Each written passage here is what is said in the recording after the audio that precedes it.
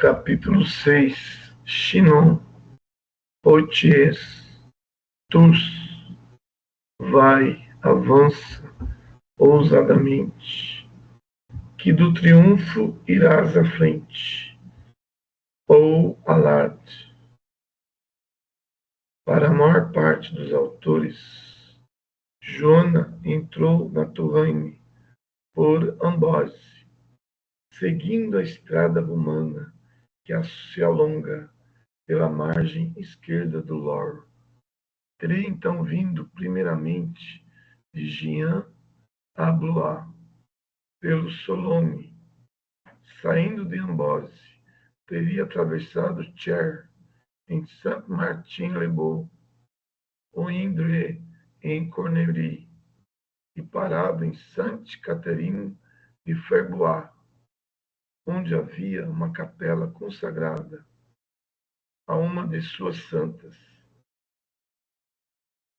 Segundo antiga tradição, Carlos Martel, vencedor dos sarracenos, tendo-os exterminado nos bosques bravios, feros bosques, Ferbois, depusera a espada na ermida que se erguia em meio desses bosques. Reconstruída em 1375, ela era frequentada pelos cavaleiros e homens d'armas, que, para obterem a cura de ferimentos, faziam voto de lá ir em peregrinação depositar seus gladios. A certa altura da estrada, fora posto de alcateia, provavelmente pelo pérfido La Trémouille, um troço de soldados pagos para se apoderarem de Joana. Ao enfrentarem, porém, com a enviada de Deus, os bandidos ficaram como que pregados ao solo. Conforme os depoimentos idênticos de Poëndi e de Novelon-Ponty, a viagem de Vancourt a Chinon se efetuou em 11 dias. Segue-se daí o padre Bosseboaf que Joana chegou a Chinon a 23 de fevereiro, numa quarta-feira. Vallon Quicherat e outros dizem ter sido a 6 de março. Eis aqui a cidade e seus 3 castelos, cujos contornos se confundem numa extensa massa cinzenta de muros ameados, de torres e torreões. Ao entrar em Chinon, a pequena caravana desfilou pelas ruas ladeirentas, margeadas de edificações góticas, com os frontispícios chapeados de ardósias e as quinas ornadas de estatuetas de madeira. Desde logo, às portas das casas, ou nos serões à noite, junto à lareira crepitante, começam a circular, de boca em boca, maravilhosos contos, em que figura como protagonista a donzela que viera dos confins da Lorena para cumprir as profecias e pôr termo à insolente fortuna dos ingleses. Joana e sua escolta pousaram em casa de uma boa mulher, perto do castelo, sem dúvida a do gentil homem Regnier de la Barre, cuja viúva ou filha recebeu a Pucella com muita alegria. Passou aí 2 dias, sem conseguir a audiência que pedira. Mais tarde, alojou-se no próprio castelo, na torre de Coudray. Afinal, a tão desejada entrevista lhe foi concedida. Era noite, o flamejar das tochas, o estridular das fanfarras, o aparato da recepção. Tudo isso não irá causar-lhe assombro e intimidá-la? Não porque ela vem de um mundo mais brilhante do que o nosso, desde tempos remotos, conheceu magnificências, ao lado das quais toda aquela encenação é por demais descolorada, muito para lá de Dom Remy, muito para além da terra, em épocas que lhe precederam o nascimento. Frequentou moradas mais gloriosas do que a Forte de França, e disso guardou a intuição, mais vibrante do que o tilintar das armas e o ressoar das trombetas. É a voz que lhe fala no íntimo, repetindo: vai, filha de Deus, estou contigo. Entre meus leitores, alguns não de estranhar esses dizeres.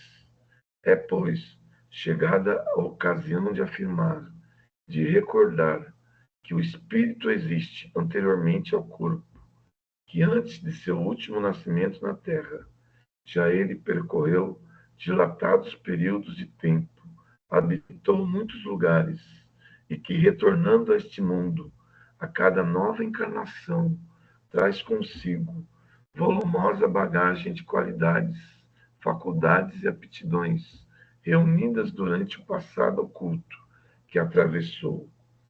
Há em todos nós, nas profundezas da consciência, um amontoado de impressões e de lembranças, constituído no decurso de nossas vidas antecedentes, seja na terra, seja no espaço.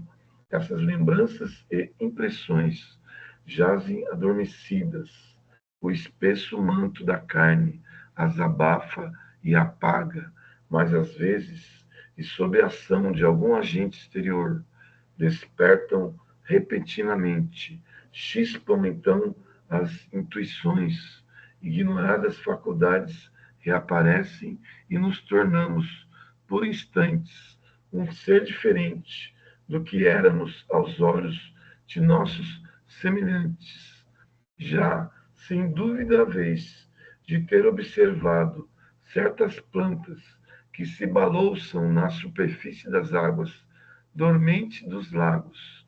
Aí tendes uma imagem da alma humana a flutuar sobre as profundezas sombrias de seu passado, mergulhando as raízes em regiões desconhecidas e longínquas, donde aure a vivificante seiva necessária à formação da flor esplendente que vai desabrochar, crescer, desdobrar-se no campo da vida terrena. Joana foi introduzida no imenso salão do castelo, onde se achavam reunidos 300 fidalgos, cavaleiros e damas da nobreza, ricamente trajados. Que impressão não deveria produzir na humilde camponesa aquele espetáculo? De que coragem não precisou para afrontar tantos olhares licenciosos ou inquisitoriais, tão numerosa assembleia de cortesões que ela percebia de ser hostil. Lá estavam Regnault de Chartres, chanceler de França, arcebispo de Reims, sacerdote de alma empedernida, pérfido e cúpido, Latrimoine, o grande camarista, homem invejoso e dissimulado, que dominava o monarca em segredo, urdia traições com os ingleses, o duro e orgulhoso Raul de Gaucourt, mordomo-mor do rei, o marechal Gilles de Retz, infame feiticeiro, mais conhecido pela alcunha de Barba Azul, e uma infinidade de outros cortesões titulares, de padres astuciosos e ávidos. Joana sentia em torno de si uma atmosfera de incredulidade e animadversão, tal o meio em que vivia Carlos VII, amolentado pelo abuso dos prazeres, longe do teatro da guerra, entre os favoritos e as amantes. Suspeitoso e tímido, o rei, para experimentá-la, pusera no trono um cortesão e se ocultara na multidão de fidalgos. A donzela, porém, vai direto à sua presença, ajoelha-se e lhe fala por longo tempo em voz baixa. Revela-lhe pensamentos que ele guardava em segredo, as dúvidas que nutria sobre seu próprio nascimento, suas hesitações ocultas. Em um raio de confiança e de fé ilumina, diz a crônica, o semblante do monarca. Os que presenciavam a cena compreenderam, tomados de espanto, que um fenômeno extraordinário acabava de operar-se. Entretanto, ninguém houve que pudesse crer achar-se a sorte do mais altivo reino da cristandade confiada a tais mãos, nem que ao braço débil de uma pobre aldeã estivesse reservado o desempenho de uma tarefa que malograra os conselhos dos mais avisados e a coragem dos mais fortes. Contudo, Joana ainda teve que suportar muitas humilhações e sofrer exame feito por matronas para a verificação de sua pureza. Em Poitiers, onde a mandaram, comparece diante de uma comissão de inquérito, composta de uma vintena de teólogos, dois dos quais bispos, os de Poitiers e de Maguelone.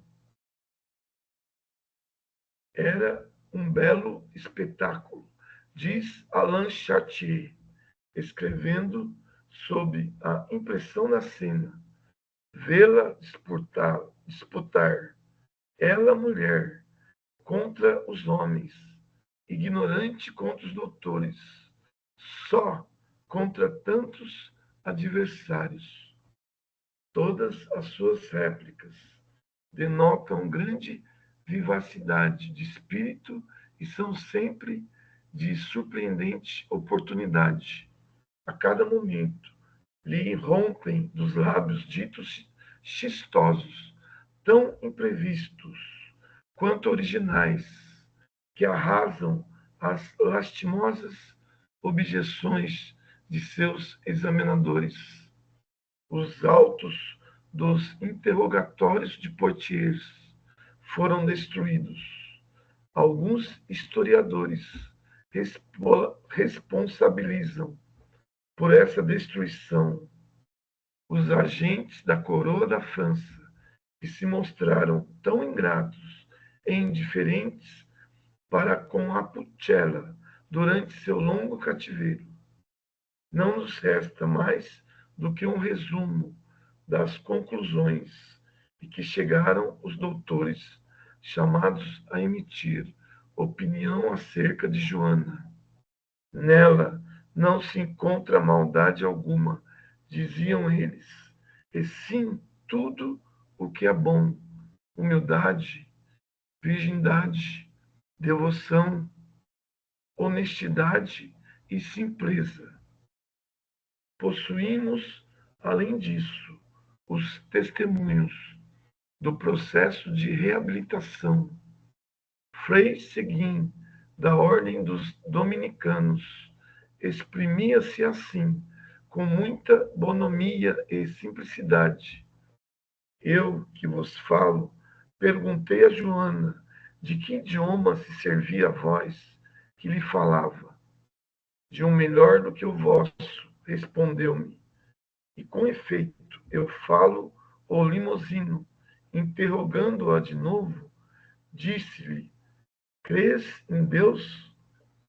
Sim, melhor do que vós, foi a resposta que me deu. Outros dos juízes de Poitiers, Guilherme Aymer, lhe objetava: dizes que Deus te prometeu a vitória e pede soldados.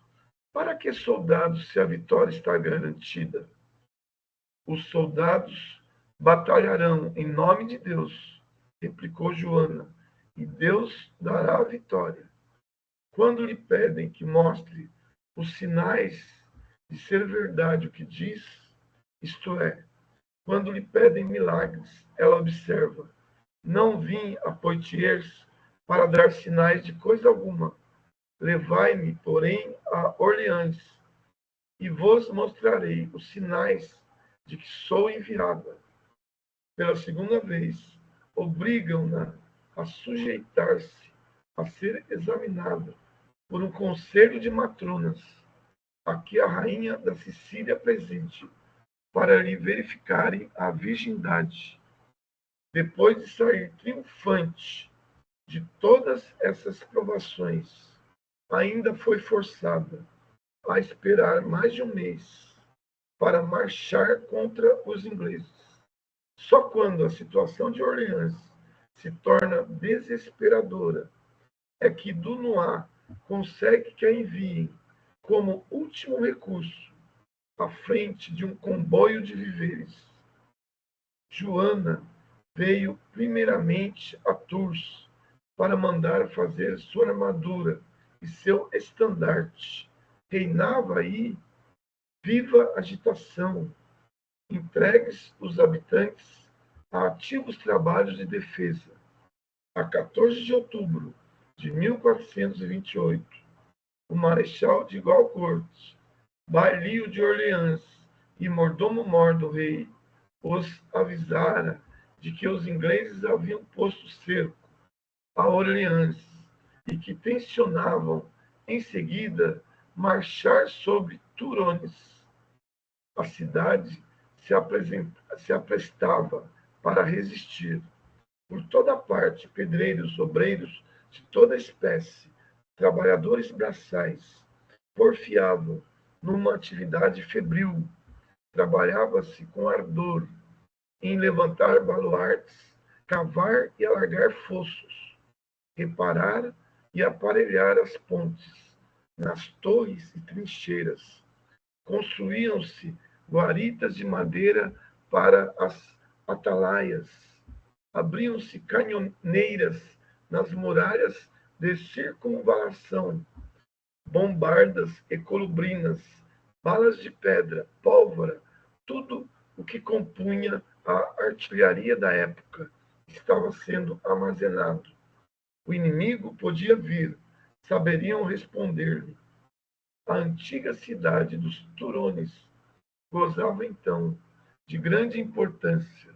Chamavam-lhe a Segunda Roma por causa de seu numeroso igrejário e seus mosteiros, e, sobretudo, por causa da romaria a São Martinho, para o qual vinham peregrinos de todos os pontos da cristandade. A fim de fazermos ideia de sua situação ao tempo de Joana d'Arc, subamos pelo pensamento a uma das torres da Colegiada de São Martinho, a de Carlos Magno, por exemplo, conservada até hoje, e que encerra o túmulo de Luitgarde, esposa daquele rei, circunstância que lhe deu o nome. Vista de relance, ela nos apresentará, mais ou menos, aspecto idêntico ao que ofereciam todas as grandes cidades francesas da Idade Média, razão pela qual convém demoremos um pouco a inspeção. Pintavam-na 4 linhas contínuas de muralhas e de torres. No interior desse perímetro, um labirinto de ruas estreitas e praças apertadas, ao longo das quais se enfileiravam casas de frontões ogivais e coberturas denticuladas, com os pavimentos inclinados uns sobre os outros, as portas guarnecidas de estatuetas, vigas esculpidas, altas trapeiras e vidros de cores variadas, completando tão pitoresco conjunto. Grandes divisas de ferro recortadas pelas mais extravagantes formas, substituem os numerosos das casas, balançando ao vento. Umas têm sentido histórico ou heráldico, o de outras é emblemático, comemorativo ou religioso. Eis aqui, por exemplo, algumas das grandes ruas, o unicórnio, a pega aos padenossos de ouro, ao asno vigilante da Praça São Martinho, ao macaco pregador, à coruja da Rua de la Haute-Serre, às três tartarugas, etc. Do ponto elevado em que nos achamos, observai a floresta de lanternins agudos, de campanários, de muros donde emergem os três corpos da catedral, que já tem a nave principal, mais ou menos acabada, porém cujas torres são altas apenas de 10 ou 20 metros. A abadia de São Juliano e a mole imponente da colegiada de São Martinho, da qual hoje duas torres somente restam. A nossos pés, a cidade inteira, com suas 50 igrejas ou capelas, seus 8 grandes claustros, cercados de muros, suas numerosas hospedarias e habitações nobres, verdadeira brenha de flechas, de agulhas, de pontas de minaretes, de torrinhas em forma de fusos, de compridas chaminés góticas.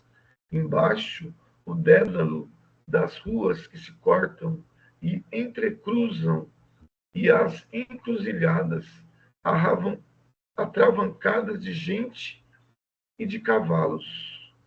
Prestai atenção ao sussurro e ao rumor que sobem até onde estamos. Escute o retinir de todos os sinos a darem as horas. Imaginai, luzindo sobre esse panorama, um límpido raio de sol. Contemplai os reflexos cambiantes do rio, ao longe as colinas cobertas de vinhedos, as florestas que ocupam os dois planaltos, especialmente ao sul, e cujos maciços profundos formam grandioso quadro a cidade, que se estende pelo recôncavo do vale.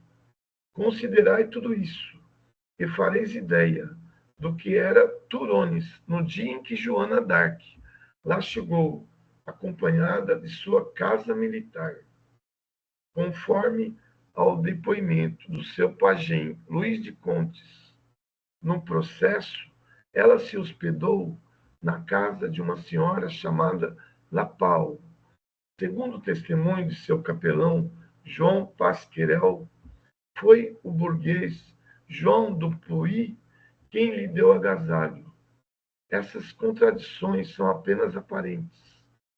Com efeito, o nobre turonense Jean de Puy era casado com Eleonora de Paul, e o povo, sempre avezado às corruptelas, deformou este último nome. Yolanda, rainha de Aragão, e da Sicília, dera Eleonora por dama de honra. A sua filha Maria d'Anjou, rainha da França. Ela era angevina, diz de Belcourt em sua Histoire de Charles VII, e provavelmente fora educada com a jovem princesa. Tendo-lhes a rainha Holanda pedido hospedagem para a estrangeira, que tomara sob sua proteção, João do Puy, conselheiro do rei, e Almotacel e sua esposa a acolheram. O prédio em que habitavam ficava perto da igreja de Saint-Pierre de Pouilly, e muitos arqueólogos julgam reconhecê-la na casa chamada de Tristão. Foi em Turones que, na qualidade de capelão, entrou para o serviço de Jona Frei Pesquerel, então leitor do convento dos agostinhos daquela cidade, o qual a acompanhara fielmente até ser presa em Compiègne um ano depois.